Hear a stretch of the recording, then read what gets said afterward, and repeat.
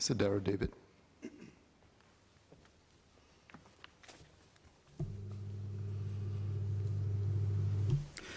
Mr. Speaker, sir, this year's budget is set against the backdrop of shifting global economic dynamics, emerging technologies, and an aging population. With these challenges in mind, the budget has laid out specific initiatives targeted at ensuring that Singapore will continue to have a robust and vibrant economy, as well as a healthy stream of tax revenue that we could tap on to support our long-term social objectives.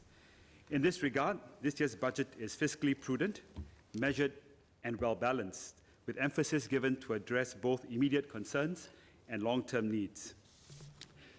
Two initiatives in particular have created much talk on the ground: the SG bonus and the impending rise in GST. Now, some chatter has likened these two initiatives to the well-worn analogy of giving a chicken wing and taking back a chicken. Now, while this analogy may draw a few chuckles, I think it's a somewhat facile one. The Singapore government has always been committed to sharing the fruits of the country's development with Singaporeans, and the SG bonus is yet another instance of this commitment. Linking the SG bonus with the proposed rise in GST, however, gives an inaccurate perception of a relationship between the two issues. The adjustments in GST is important and necessary to help Singapore secure a robust tax revenue to support our future social spending. However, I believe that while the lower income and middle income group will pay more of this consumption tax when GST is eventually increased, the government must continue its current policy such that they receive a corresponding increase in tax transfers and subsidies, so that the increase in GST will result in a positive net transfer to these groups. As this proposed increase will not take place for a few years, I would like to now shift my focus to the present and to look at three specific aspects of the budget in my speech. First of all, a vibrant and innovative economy. Digital technologies have disrupted traditional business models, changed the ways business decisions are made, and have transformed how goods and services are delivered and consumed. Many businesses are struggling to keep up with these transformative changes, and it is crucial that our firms, especially our SMEs, develop digital capabilities and competencies to compete in this digital era. The Go Digital program has been a timely shot in the arm to help our businesses ramp up their digital capabilities.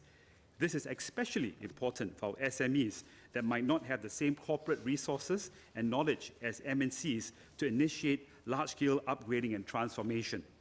I hope that the scale of this program can be ramped up to go beyond supporting the 650 companies that it is already benefiting.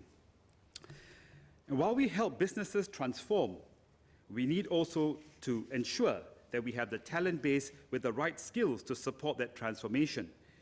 I believe that we need to focus on two areas to upskill and reskill our workforce.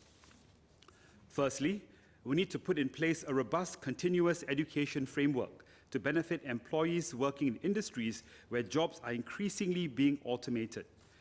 These employees need to be upskilled and reskilled to take on technologically enhanced roles so that they can continue to add value to their employers. We also need to help employees who are displaced by technological changes and innovations to learn new skills. The Industrial Transformation Maps, or ITMs, have been developed to help 23 industries reinvent themselves. Can the government use the ITMs to identify jobs that will be made obsolete and redundant in these industries and help employees in those jobs transit into new roles in other sectors where demand for manpower is growing? As Singapore moves into its next phase of growth, we must ensure that we have the right mix of human capital to support that growth. And the development of human capital is imperative and should also be done in tandem with the development of digital skills. The second area is to focus on the benefits for families in the area of education. As an educator, I strongly believe that education is an important leveler that enables social mobility. While the increase in EduSave contributions will benefit all students, it would also be ideal if we could provide targeted help in larger quantums to those in our community who need an additional leg up.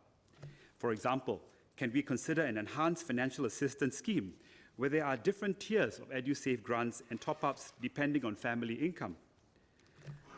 Other initiatives that we could consider would include making student care more accessible and affordable by giving higher levels of subsidies to lower income families and prioritizing student care services for children of single working parents, because these families typically do not have the same level of social support that dual parent families have. The final area I'd like to focus on is that of the enhanced proximity housing grant designed to benefit families.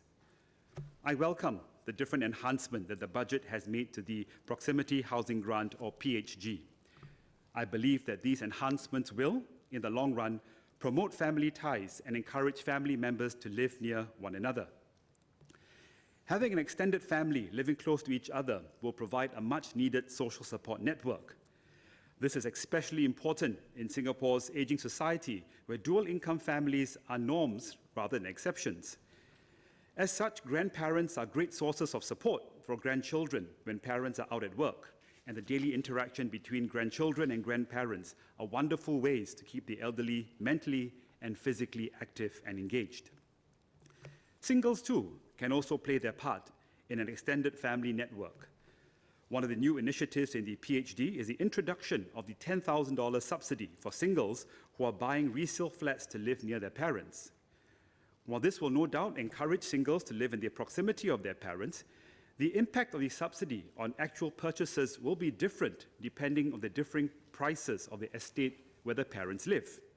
For example, someone whose parents live in a mature estate could expect to pay a lot more for a basic flat to live near their parents as compared to someone who is buying an equivalent flat to live near their parents in a non-mature estate. The difference could be in the tens of thousands, which is quite substantial for a single individual. Instead of a fixed amount, could the government consider having a PHD that is based on a percentage of the selling price of the resale flat, subject to a minimum of the original base of $10,000 and a maximum ceiling? This would be helpful for those who have little choice but to buy flats in more mature estates because their parents happen to be living in those estates. Ideally, this principle can eventually be applied to other proximity-based housing grants as well in the future. Mr. Deputy Speaker, sir, the unexpected budget surplus that we have this year is exceptional, and we must not assume that we will have a surplus of this quantum again. Indeed, the next decade will see Singapore undertake several major projects to upgrade our healthcare systems, transportation network, infrastructure, and to beef up various aspects of our security. I understand that the only way for us to ensure that we do not overly burden our future generation is to ensure that we have a fiscally sustainable and prudent budget now. Having said that, it is important that the government also remembers to temper any future tax increases with the appropriate measures and schemes to help those who need assistance and help when that day comes. With that, Mr. Deputy Speaker, I conclude my speech in support of the budget. Thank you.